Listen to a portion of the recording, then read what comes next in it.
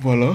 Eh bien, très cher téléspectateur, merci encore une fois d'être là. Maintenant, dans cette vidéo, je dois vous montrer comment vous pouvez faire la visualisation de votre modèle structural. Donc, là, c'est le modèle sophistique avec les mailles. Tu vois là, Revit ne parvient pas à nous générer. Donc, le maillage d'Arrevit, on ne parvient pas à voir ça. Le maillage d'Arrevit, on ne parvient pas à voir ça parce qu'avec l'explorer des résultats, on devrait voir les maillages d'Arrevit. Du fait que lors de la modélisation, il y a eu certaines erreurs de modélisation et des incohérences dans les maillages, dans les choix des matériaux, et tout ça par rapport aux exigences pour générer ça. Ça ne m'a pas donné ça. Maintenant, ne vous inquiétez pas, Sophistic, il vous donne cette possibilité-là de faire une visualisation des systèmes auxquels vous allez cliquer là-bas. Et voilà, nous allons visualiser les systèmes. Pourquoi c'est très important de visualiser votre système? Parce que là, il vous permet au moins de vous rassurer. Est-ce que les différentes charges que moi j'ai appliquées sur ma structure, est-ce qu'ils ont été correctement appliqués? Et lui, il va vous donner cette possibilité-là. Et vous voyez là-bas, ça c'est ma structure qui est ce hall-là.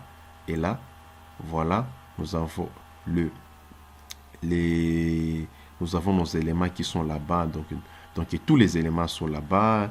Et les dalles, les escaliers, les rampes, ainsi de suite. Et quand j'ai maintenant ça, et ça, ce sont les supports, les appuis, je peux réduire leurs échelles. Tu vois, je peux réduire leurs échelles. Il y a autre chose maintenant.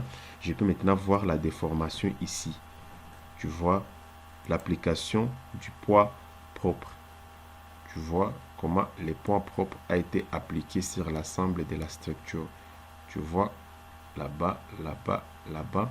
Vous pouvez enlever les maillages. Là-bas, ça va rester un élément normal. Vous pouvez ajouter là-bas. Vous pouvez aller sur les sections transversales. Là-bas pour voir les comportements de votre structure. Et ainsi de suite. Et puis par après, je peux ajouter le fort les poids, donc le charge d'exploitation. Et là, tu vas voir tes éléments. Tu vois que là-bas, du fait que la structure est grande, voir l'ensemble des déformations, vous pouvez cliquer là-bas et tu es en train de voir là-bas par rapport aux charges qui ont été appliquées, les charges permanentes, tu vas voir quelques déformations. Ces déformations ici, vous pouvez amplifier son amplitude là-bas. Si je clique là-bas, vous pouvez ajouter autant pour voir ça. Ça dépend en fonction de l'échelle. Ça, c'est 1. Je rentre là-bas. Je rentre dans la structure. Et puis par rapport à autre chose, ce que vous devez savoir maintenant, c'est la division. Tu vois, là, j'ai un système principal. Lorsque j'ai expliqué que le plus grand avantage avec ces logiciels, c'est pour un seul modèle, vous pouvez faire des multiples analyses différentes. Donc là, je vais diviser ma structure à des sous-systèmes. Et là, je peux étudier chaque système différemment, faire les dimensionnements différemment et avoir des résultats différents sur l'ensemble des éléments de la structure. Donc, je peux isoler un élément, un système pour avoir des résultats propres. Comment je fais? Je vais juste aller là-bas. Je vais aller là. Et je vais aller filtrage des charges. Non, pas pour la descente des charges. Je n'ai pas encore expliqué ça. Vie des systèmes, vie des sous-systèmes. Tu vois là-bas, ça me donne qu'est-ce que je vais avoir comme sous-système. Tu vois là, j'ai le palais des repos, j'ai les niveaux. Je ne veux pas ajouter le palais des repos dans mon sous-système. Je vais juste mettre des niveaux 1 au niveau 6. Et là, il va diviser ma structure en sous-système. Et là, c'est très important parce que là, ça va me donner la possibilité de faire les dimensionnements différents. Tu vois là, ça c'est le système 6. Tu vois, ce système ici, il est très différemment. J'ai la possibilité, encore une fois, d'ajouter d'autres charges supplémentaires sur cette structure qui ne pourrait pas affecter l'ensemble des niveaux. Donc, je vais juste étudier ces systèmes différemment et appliquer les différentes charges. Tu vois là, ça c'est le niveau 1. Ça c'est le niveau D. Tu vois, le niveau 1, le niveau D. Tu vois, right, sorry, I back there. Là, c'est le niveau 3. Tu vois, les sous-systèmes 3. Là, c'est le niveau 4. Tu vois, là, c'est le niveau 5. Tu vois, et là, c'est le niveau 6. Je commence d'abord par le niveau 2, par exemple.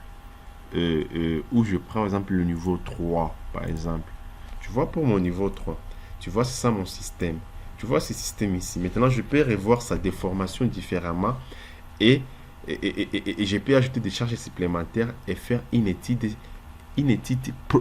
particulière auquel les charges et les efforts qui seront appliqués là-bas supplémentaires ne pourront pas affecter les restes des sous-systèmes qui sont là-bas, entre autres les sous-systèmes 1, 2, 3 et les restes. Et là, qu'est-ce que je vais faire? Je dois d'abord, les projets n'ont pas été correctement arrêtés. V, enregistrer les fichiers Revit. J'enregistre les fichiers. Et puis maintenant, je peux revoir mon système. Non, je dois relancer l'analyse de mon système. Et voilà, je vais recalculer. OK. Et là-bas, maintenant, je peux aller là. Voilà mon système qui est là-bas. Tu vois, c'est tellement différent par rapport à d'autres. Tu vois que là, c'est les sous-systèmes. Et là, vous allez voir les rigidités ici, les éléments rigides que vous pouvez modifier leurs échelles. Et voilà, ça c'est mon modèle. Et là, je peux voir par exemple les déformations ici. Tu vois les différentes déformations. Là-bas, à partir de cette échelle-là, j'ai la possibilité de revoir ça. Et je peux lui faire une rotation. Tu vois, vous pouvez voir les impacts de ces modèles-là. Si j'ai ajouté des charges supplémentaires,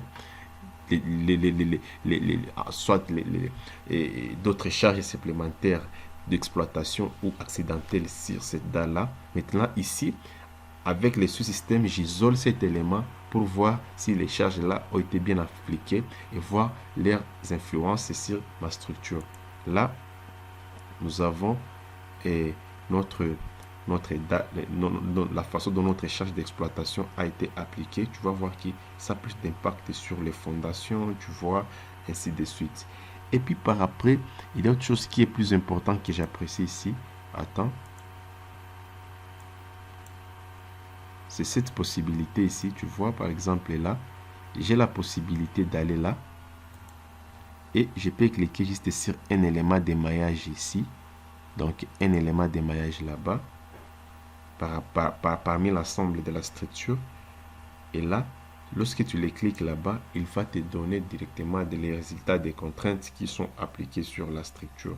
Donc ça, c'est parmi les éléments. Tu vois par exemple là-bas, voilà, il te donne tous ces éléments ici. Lorsque tu cliques là-bas, il peut te donner des valeurs. Et là, vous pouvez modifier tous ces éléments ici, les cross-sections, quel type vous voulez voir. Tu vois là-bas, par exemple, les only cross-section, les systèmes. Tu vois, par exemple, aux coordonnées, vous pouvez modifier les coordonnées du système, les résultats. Tu vois, par exemple, les résultats des contraintes. Et tu vois là-bas, lorsque je clique sur les résultats des contraintes, tu vois directement. Je peux modifier autant que je vais. Je peux modifier les maillages. Et lorsque je clique sur un autre mailleur, donc un autre élément maillé, tu vas voir que cette courbe ici va changer. Donc l'application des contraintes maximales, les valeurs vont changer, les valeurs max et les valeurs min sur cet élément-là. Tu vois que ça change. Donc c'est un peu ça. Directement, vous pouvez visualiser ces éléments. Vous pouvez faire des captures. Et à part faire des captures, vous pouvez voir le viewer.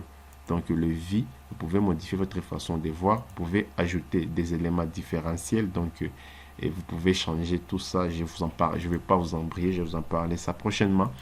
Et vous pouvez avoir les résultats directement ici, le tableau des résultats de cet élément ici, directement là-bas, et que vous pouvez explorer par après, par rapport à cette section-là transversale qui est le view. Tu vois là, j'ai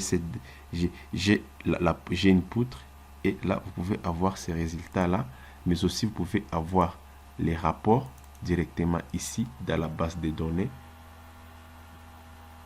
Tu vois directement, j'ai tous ces rapports-là de l'analyse que j'ai pu faire directement.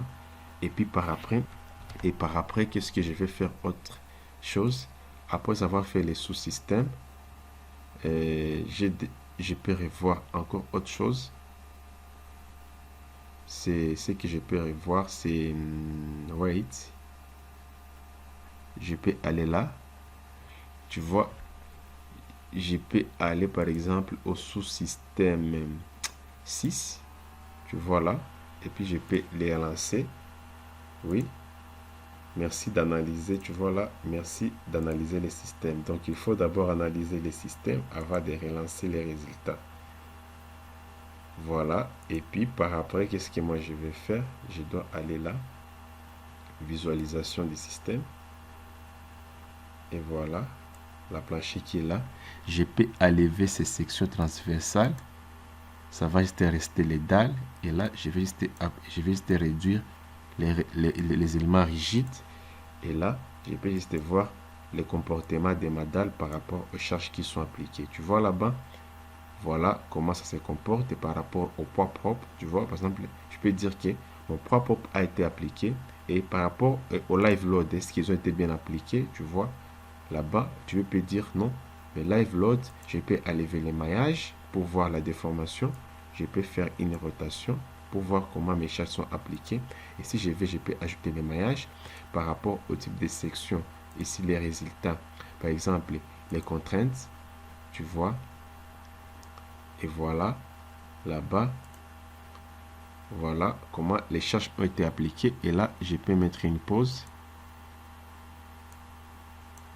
Et voilà, je peux aller là. Et puis on peut aller sur le système. Et puis on peut voir comment la charge s'applique.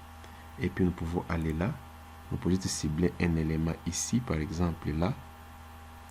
Un maillard là-bas. Et puis on va patienter. Ça va me donner des résultats.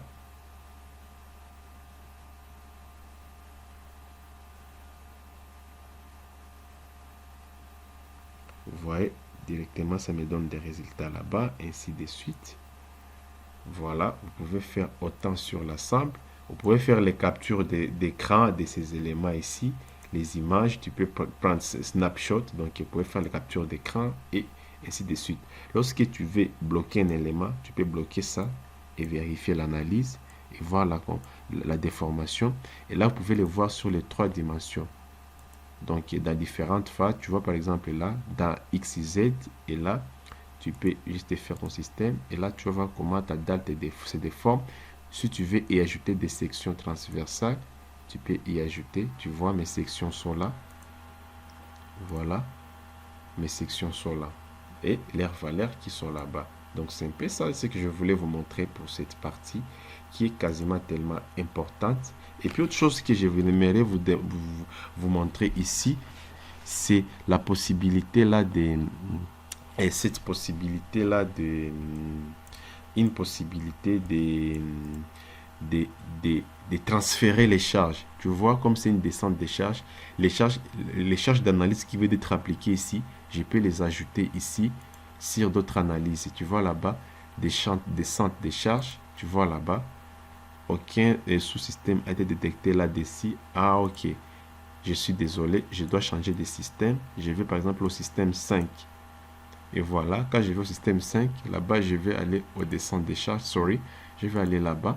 Je vais maintenant faire la descente des charges. Tu vois, quand je clique sur la descente des charges, les systèmes sources, donc toutes les charges qui ont été appliquées sur les systèmes et sur les sous-systèmes 6, toutes ces valeurs-là des charges, je dois les appliquer sur mon système ici. Ces systèmes ici, tu vois.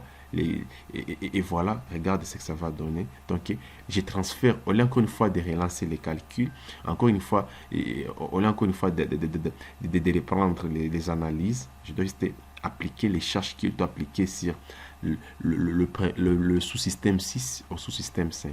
Et puis, j'ai cliqué sur OK. Et voilà, tu vois, toutes ces charges ont été appliquées là-bas. Et puis, je peux relancer maintenant encore une fois l'analyse.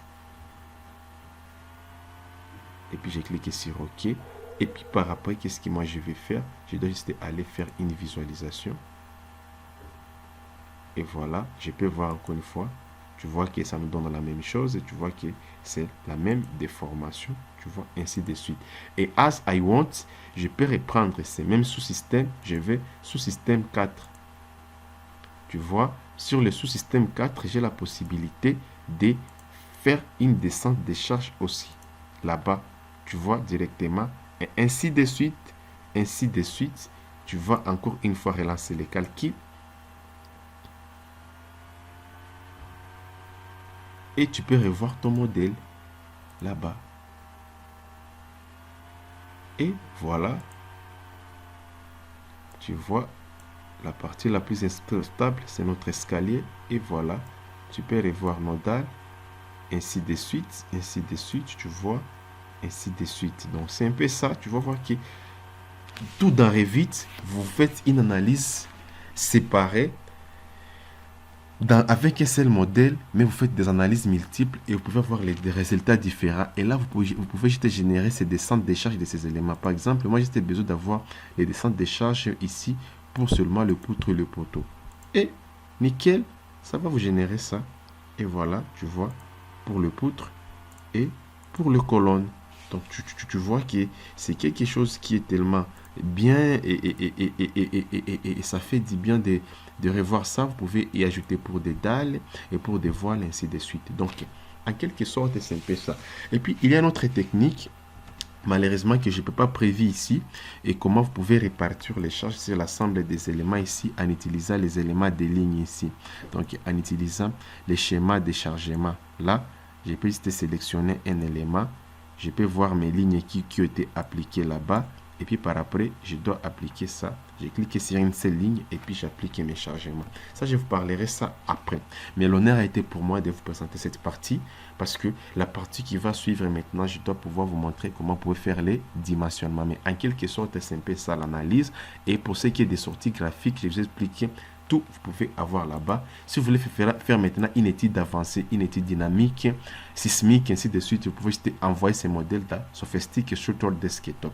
Quant à moi, je vous dis merci et on se retrouve à une autre session de formation dédiée à Revit et dédiée au BIM. Merci beaucoup et à